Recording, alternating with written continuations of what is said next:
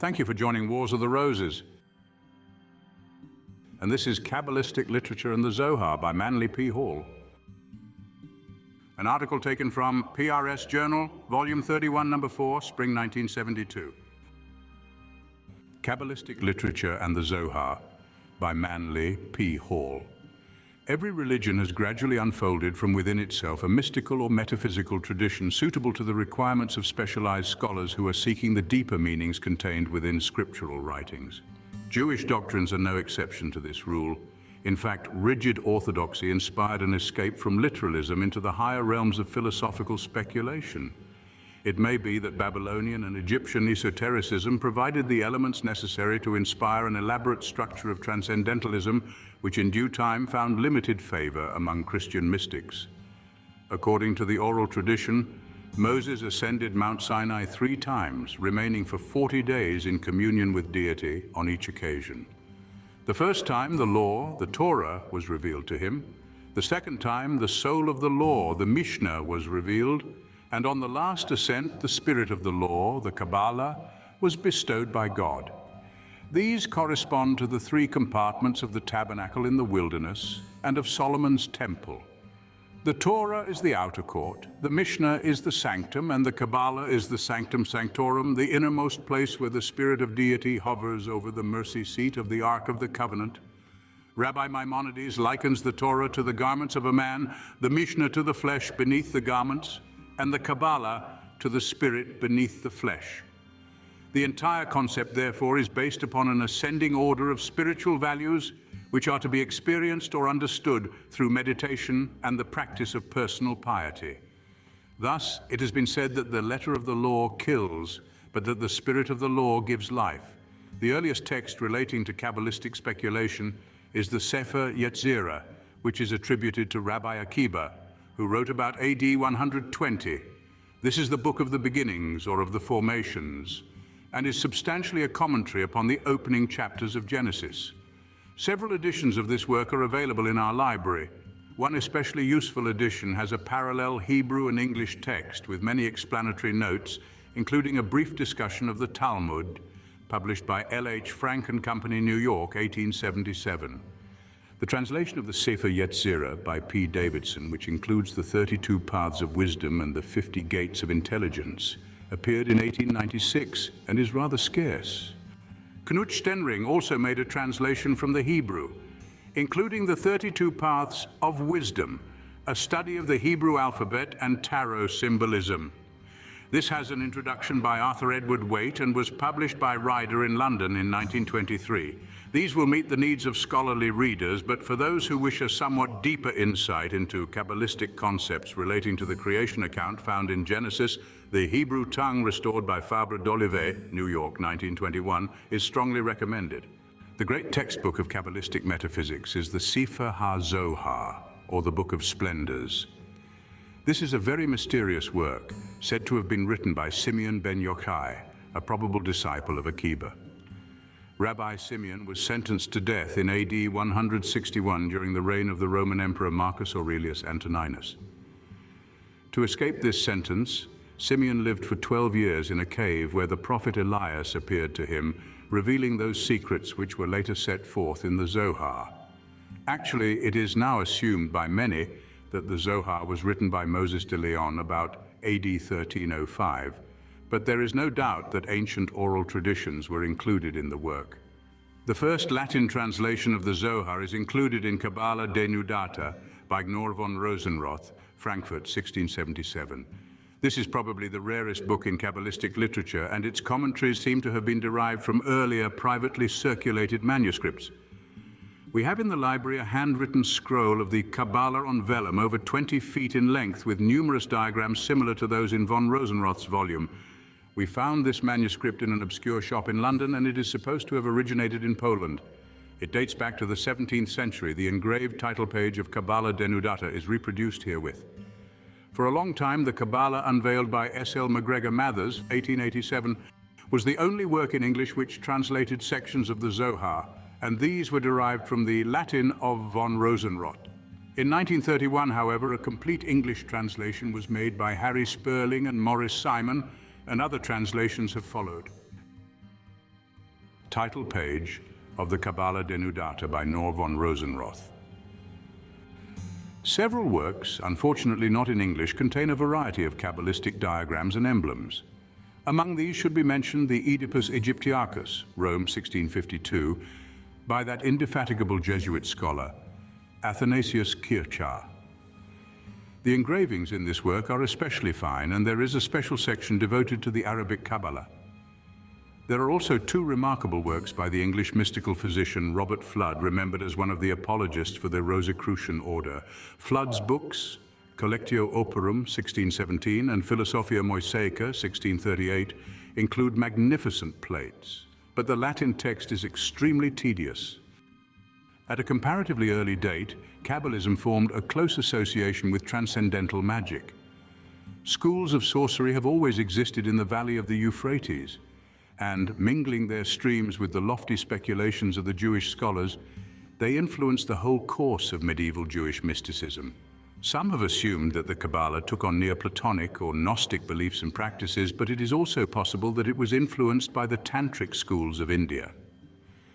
The ceremonial Cabala recognized the two paths of white and black magic, and while both were rejected by Orthodox Jewry, white magic was tolerated to some degree and was used to cast out evil spirits and for purposes of divination.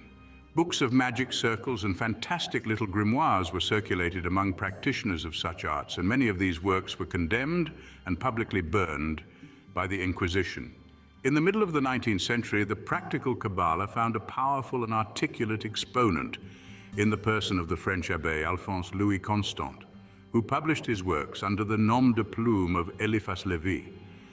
He gathered about himself a distinguished group of dilettantes in demonology and is said to have included among his followers Lord and Lady Bulwer Lytton.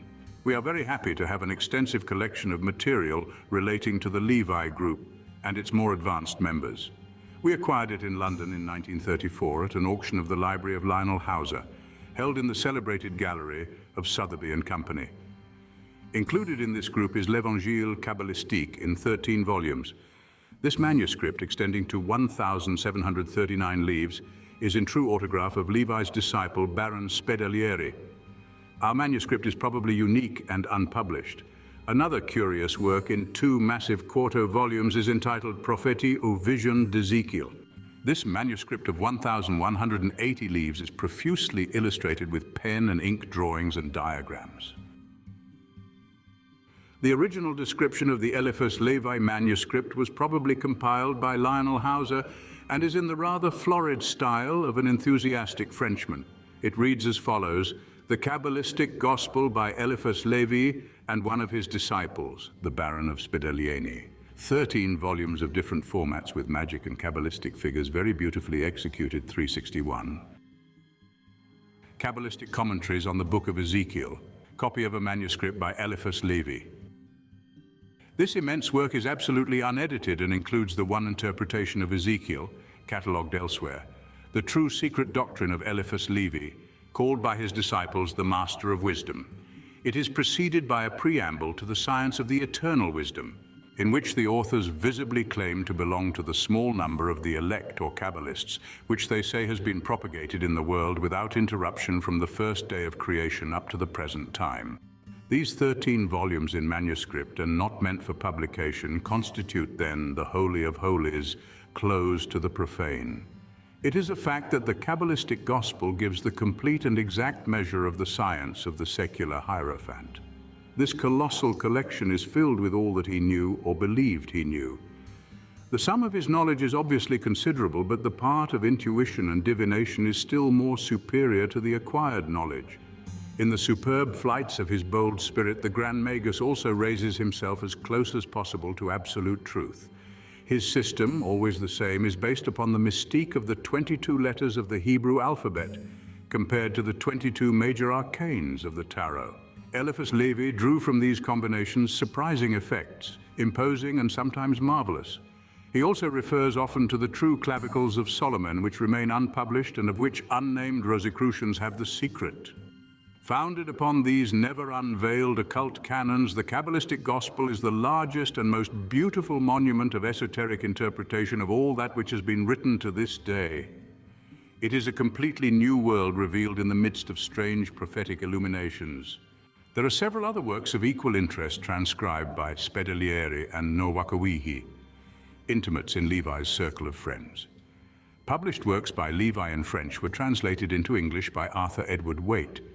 Two of these, Transcendental Magic, Its Doctrine and Ritual, and the History of Magic, are reprinted periodically and not difficult to secure. Those interested in the Levi school are invited to study the material in our collection, which contains items not to be found elsewhere. The Tantric side of the Cabala arose comparatively early and centered around the symbolism of the Merkava, the mysterious chariot of the Lord described in the vision of Ezekiel. This Merkava may be a thinly veiled reference to the yogic or tantric disciplines of India. Like the magic carpet, the prayer rug which carried souls to the heavenly region in the Arabian Nights, the Merkava was a system of esoteric disciplines for the elevation of consciousness. Since this symbolism does not seem to have attracted the attention of authors dealing with the Cabala, detailed references are not readily available. However, our article, Cabala, the Esoteric Tradition of Israel, which appeared in Horizon, now the PRS Journal, Volume 7, Number 2, Autumn 1947, contains important diagrams from Flood and a section of our manuscript scroll of the Cabala. An exceptionally learned work on Cabalism is Cabala, the philosophical writings of Avis Bron by Isaac Meyer, originally published in Philadelphia in 1888. We have a large paper copy of the original edition signed by Meyer. For many years, this volume was practically unobtainable, but it has recently been reissued at a popular price. Also to be recommended is the small but comprehensive handbook Cabala by Christian D. Ginsberg, London, 1920. Useful and highly readable is Cabala by Adolf Frank, New York, 1926. There is an attenuated relationship between the Cabala and modern numerology, but this is outside the area of our present purpose. Through the French transcendentalists, the Cabala was tied rather closely to the tarot cards, and Levi's work, Transcendental Magic, was divided into chapters, each of which broadly interprets one of the major trumps. There has been a strong revival of interest in ceremonial Cabalism, if such a term is appropriate. The magic circles with their hieroglyphical figures strongly suggest Tantric mandalas, and the system assumes the existence of good and evil spirits which can be summoned by the intoning of their names and spells. Goethe's Faust is based upon one of the old grimoires. Our large volume on symbolical philosophy includes a color plate of the invocation of Mephistopheles and shows the correct formation of the two circles used in this conjuration. The Black Mass has also survived, but like mass tantric processes, it is largely a matter of self-delusion. The genuine Cabala is valuable because it provides a key to the unlocking of the mysteries of the Torah. The Bible in its present form begins with the Pentateuch, the 5 books of Moses. Taken literally, the account of the creation given in Genesis is unacceptable to many persons. Through the old commentaries, however, it becomes apparent that early rabbis and scholars recognized this problem and sought to solve it by exploring more deeply the meanings of significant words. Their searching was fruitful, bringing with it an exaltation of spirit and an increased veneration for the scriptural writings. Many of the Cabalistic interpretations are not offensive to scientific thinkers, and we are told that this early research deeply interested Albert Einstein. Christian writers, also troubled with literal passages of the New Testament, became convinced that there was a Greek Cabala. In a measure, this is the burden of the Gnosis. In this area, 2 volumes by James Morgan Prize, an excellent Greek scholar, can be recommended. The Restored New Testament, New York, 1916, and the Apocalypse Unsealed, being an esoteric interpretation of the initiation of Ioannis, commonly called the Revelation of St. John, New York, 1910. Our library includes a number of fugitive fragments in the form of handwritten copies of early Cabalistic works and those dealing with the philosophical meaning of numbers. Those have considerable interest but will require long and careful study. With these may be included extracts in several languages from the writings of Agrippa and Pistorius. Several of these manuscript versions of older works are from the Hockley collection, assembled in the early 19th century by an optimistic disciple of transcendental magic. In addition, we should also note that we have catalogued valuable articles from various runs of journals in our library. Some of the best available material is to be found only in magazines and pamphlets. The Cabala is of great religious value as an example of the natural instinct to explore the mysteries of creation. It takes symbols generally ignored by scholarly minds, gives these symbols richer and more significant meanings, and increases our admiration for the pioneer thinkers of the human race. The universe of the Cabala is revealed as a magnificent concept presided over by the Ancient of Days. The world flows out through the gleaming letters of a primordial alphabet, and the 49 regions are established in space. It is not surprising that medieval Cabalists, contemplating the splendors of the Zohar, were convinced that angels taught the secret doctrine of Israel to man while he was still in paradise. When man was banished into the regions of mortality, he could take with him only this treasure of heavenly wisdom. For these aspects of the subject, 2 volumes by A.E. Waite are useful: The Doctrine and Literature of the Cabala, London 1902, and The Secret Doctrine in Israel, London 1913. The latter work, incidentally, contains a very extensive bibliography, which is perhaps its major contribution. We have not mentioned all available publications, nor do we regard those not referred to as inferior or unimportant. We have selected a group of standard texts which are reasonably authentic and not involved in curious or unsavory practices. Those seriously studying Cabalism will find other leads to pursue, but this list will provide a good beginning in an unusual and complicated field, a field of extraordinary beauty and well deserving of our attention. Thank you for watching, and please don't forget to share, like, subscribe, and comment, and if you can, please consider donating to Wars of the Roses. Links to PayPal and Patreon are in the description. Thank you so very much.